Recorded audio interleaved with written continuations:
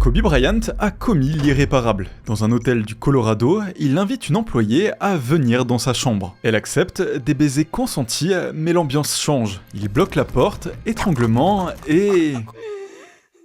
Le lendemain, elle se rend chez le shérif, fait une déclaration filmée et passe des examens. ADN retrouvé, lésions caractéristiques de violence. Interrogé, Kobe nie tout, puis face aux preuves, il affirme que c'était consenti. Il reconnaît aussi l'avoir tenu par le cou, c'est son truc, mais ça reste un crime, et il risque la prison. Kobe apparaît en conférence de presse avec sa femme, avoue l'adultère, mais nie l'absence de consentement. L'image du Golden Boy s'effondre, les sponsors le lâchent. Tout de suite, on essaie de remettre en cause la crédibilité de la plaignante, son ancienne vie et de potentiels troubles psychologiques. Et une campagne médiatique violente se déchaîne contre elle. Problème, dans les sous-vêtements de la plaignante, on trouve un poil et la semence d'un autre homme. A-t-elle eu un autre rapport avant ou après qui expliquerait les lésions? À la veille du procès pénal, elle refuse finalement de témoigner à cause des menaces et de l'exposition médiatique. Faute de procès, on ne connaîtra jamais la vérité, mais Kobe exprimera quand même des regrets. Durant sa carrière, il reconstruit progressivement sa réputation sportive, titré à nouveau en 2009 et 2010. Et après sa mort en 2020, le débat se rallume. Faut-il lui laisser son titre de légende NBA? Pas joyeux tout ça, aujourd'hui plongeons dans 4 autres affaires qui ont bousculé la NBA.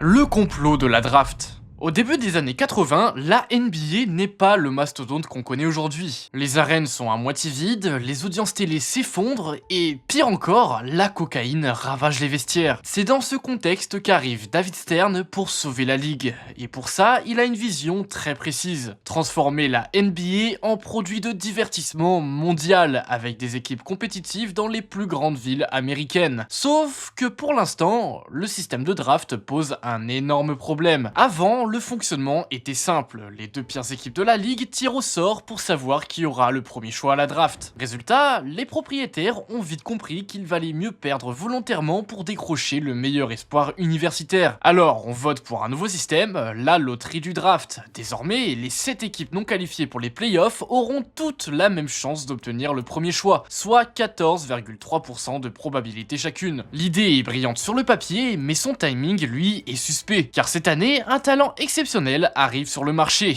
Patrick Ewing. L'équipe qui mettra la main sur lui touchera le gros lot. Et justement, une franchise en a désespérément besoin, les New York Knicks. Ils sortent d'une saison catastrophe, 24 victoires pour 58 défaites, 3e pire record de la ligue pour une franchise qui avait gagné 2 titres il y a même pas 15 ans. C'est la grosse dégringolade. Mais le pire, c'est le contexte économique de la franchise. Pourtant, New York est le plus grand marché médiatique des États-Unis. Alors, 2 semaines avant la loterie, le New York Times publie un article qui ne cache absolument rien. Les officiels de la ligue et les dirigeants de la télévision veulent qu'Ewing finisse en costume Knicks. Mais peuvent-ils faire en sorte que ça arrive? Le soir de la draft, David Stern se tient devant un tambour en plastique transparent. À l'intérieur, cette énorme enveloppe avec les logos des équipes. Lorsqu'il faut mettre les enveloppes dans le tambour, tout bascule. Quand celle des Knicks arrive, il la frappe clairement contre le côté du tambour. Un pli visible sur le coin supérieur, pendant que les autres enveloppes sont délicatement posées. Stern n'a plus qu'à plonger sa main à l'intérieur et prendre l'enveloppe avec le pli. Il ouvre l'enveloppe, les New York Knicks. Oh, comme c'est bizarre! Oh, alors! De quoi animer les adeptes des théories du complot.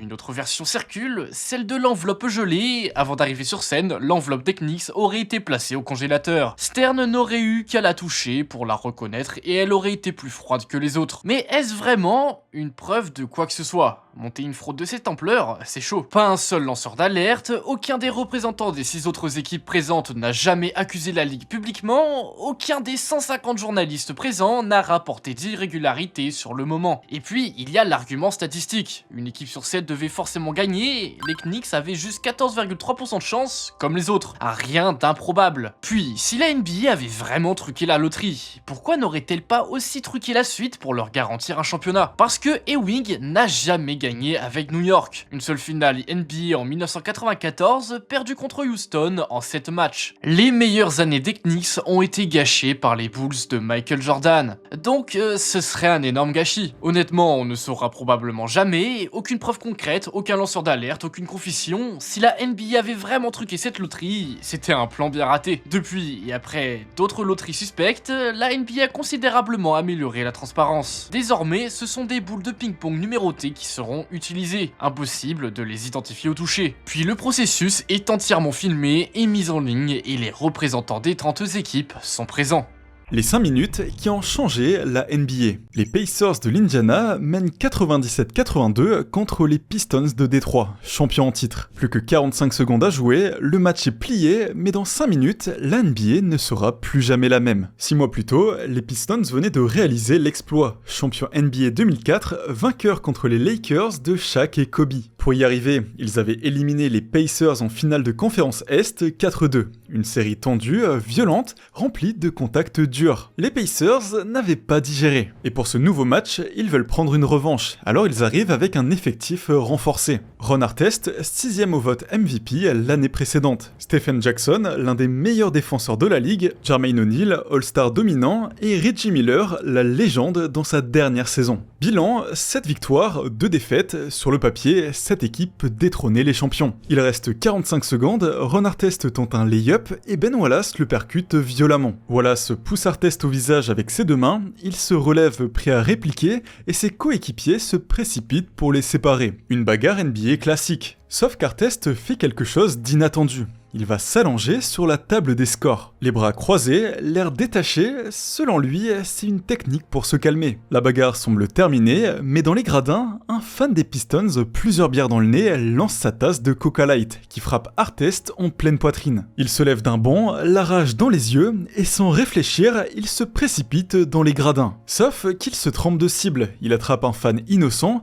un commentateur est piétiné, 5 vertèbres fracturées. Stephen Jackson le suit immédiatement, il frappe William Paulson au visage. Jermaine O'Neal frappe un fan à la mâchoire avec un coup dévastateur. Il y a une vraie peur qu'il ne le tue. D'autres joueurs entrent dans les tribunes, des boissons volent, du popcorn, de la nourriture et même une chaise en acier est lancée. 9 spectateurs sont blessés. Alors les Pacers tentent de quitter le terrain, escortés par la police. Et l'entraîneur prend le micro pour implorer le calme. Sauf que personne ne l'écoute, 5 minutes de pure folie. Le lendemain, David Stern est furieux. Ron Artest écope de 86 matchs de suspension, la plus longue de l'histoire de la NBA à ce moment-là. Stephen Jackson, 30 matchs, Jermaine O'Neal, 25 matchs réduits à 15 en appel, Ben Wallace, 6 matchs. Ouais, Wallace qui a initié la bagarre en prend moins qu'Artest qui a réagi après avoir été frappé par une tasse. Pour beaucoup, c'est disproportionné. Au total, 146 matchs de suspension, 11 millions de dollars perdus. 5 joueurs et 5 fans sont inculpés,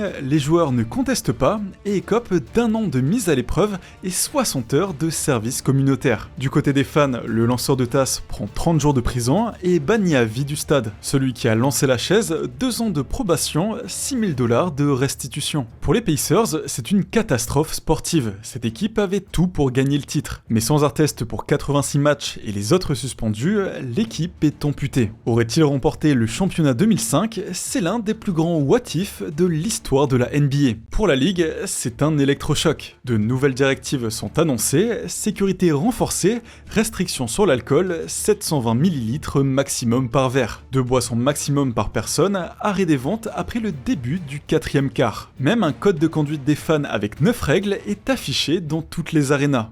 Le propriétaire qui valait 2 milliards. Avant 2014, ce type était détesté, mais personne ne pouvait le toucher. Propriétaire des Clippers, il les avait achetés pour seulement 12,5 millions de dollars. Pendant plus de 30 ans, il a géré la franchise comme son terrain de jeu personnel, avec une réputation épouvantable. Et pourtant, la NBA, elle ne faisait rien. Il a fait fortune dans l'immobilier à Los Angeles, mais son passé est un peu chaud. 2 fois, il est poursuivi pour discrimination au logement, il refusait tout simplement les personnes noires et latinos. Il a payé 2,7 millions de dollars pour étouffer ses affaires, mais la NBA n'a rien fait. Pareil, la légende des Lakers, Elgin Baylor, le poursuit pour discrimination raciale. Il affirme que Donald gérait l'équipe comme si c'était des esclaves. Il perd son procès, mais les accusations restent dans l'air. Malgré tout ça, Donald reste propriétaire jusqu'au jour où une cassette audio va tout faire exploser. Un média d'actualité met en ligne un enregistrement audio de 9 minutes.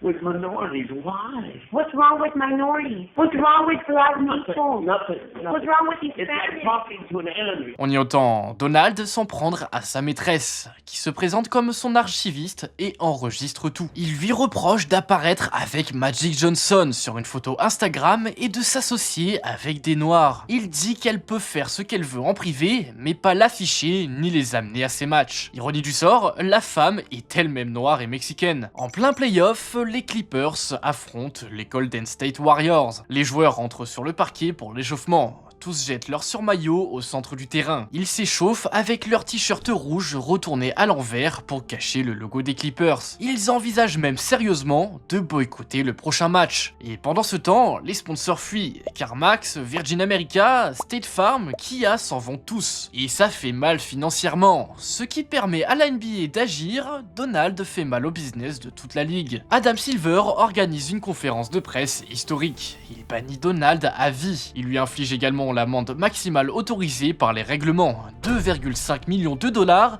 et surtout, il annonce qu'il forcera la vente de l'équipe. Mais comment forcer un milliardaire têtu à vendre son équipe? Il refuse catégoriquement et menace de poursuivre la NBA pour violation de ses droits, réclamant 1 milliard de dollars en dommages et intérêts. La ligue se prépare à une guerre juridique qui pourrait durer des années. Et c'est là que sa femme entre en jeu. Officiellement, elle est copropriétaire de la franchise. Elle découvre une faille. Si l'un des deux époux est déclaré mentalement incapable, l'autre prend seul le contrôle et peut donc vendre l'équipe. Elle convainc Donald de passer des examens médicaux, prétextant que ça rassurera les médias. Deux neurologues l'examinent, il obtient un score inquiétant à des tests. On lui demande de dessiner une horloge avec les aiguilles indiquant une heure précise. Et il n'y arrive pas. Il ne sait même pas en quelle saison de l'année on est. Les médecins le déclarent mentalement incapable. Le soir même, sa femme prend le contrôle total de la franchise. Elle lance tout de suite la vente des Clippers. Steve Ballmer, ex-PDG de Microsoft, devient le nouveau propriétaire. 2 milliards de dollars, près de 4 fois la valeur estimée de l'équipe. Donald tente de bloquer la transaction en justice, affirmant avoir été piégé. Raté, le tribunal valide l'examen médical et confirme la vente. Donald repart avec 2 milliards de dollars quand même.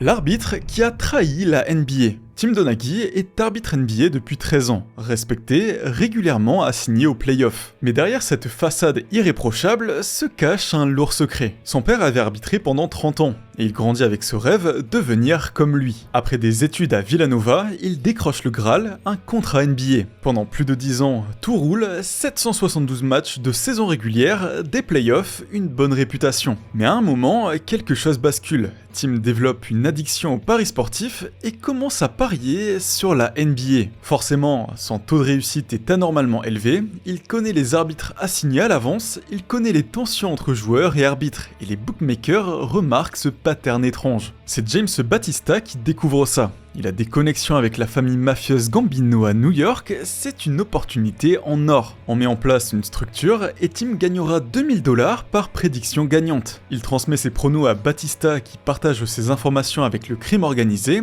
et la mafia new-yorkaise investit des millions de dollars sur les prédictions. Langage codé, téléphone jetable, un système rodé presque invisible. Sauf que personne n'est invisible face au FBI. Il mène une enquête sur la famille Gambino et voit tout de suite le truc bizarre. Dans une conversation interceptée, un nom attire l'attention. Celui de Battista, il se vante auprès de ses associés d'avoir un arbitre NBA dans sa poche. Le FBI contacte la NBA, vous avez un problème. Pendant 5 mois, Tim fournit environ 16 prédictions sur ses propres matchs. Seattle à Dallas. Pendant le match, il siffle 11 fautes consécutives contre Seattle. Miami aux Knicks, 12 fautes contre Miami, seulement 4 contre New York. À chaque fois, le même schéma. Des fautes qui tombent au bon moment, des décisions qui penchent d'un côté. Mais Tim a-t-il vraiment truqué tous les matchs? Tim Donaghy plaide coupable au tribunal, mais il y a un mais. Il affirme n'avoir jamais intentionnellement sifflé des fautes pour manipuler les résultats, il utilisait simplement son biais naturel d'arbitre. Et c'est vrai, il n'y a aucune une vraie preuve que ce soit le cas. Tim veut se retirer, mais Batista le menace directement. S'il l'arrête, il balance tout à la NBA. Et pire encore, il enverra de la visite à sa famille en Floride, sûrement pas pour leur offrir une glace. Des menaces suffisamment sérieuses pour offrir à Tim une place dans le programme de protection des témoins du FBI. La sentence tombe finalement, 15 mois de prison, plus de 200 000 $ de restitution. La juge est claire, sans Monsieur Donaghy, il n'y avait pas de système. Et il sortira un peu plus d'1 an plus tard. Une histoire qui nous rappelle celle de Jacques Molinas, le pionnier du trucage dans le basketball. Une histoire vraiment folle dont on a consacré une vidéo entière. Entre mafia et manipulation, la vidéo est juste ici, et on vous y attend. C'était Ikusen et Trikimb, ciao tout le monde.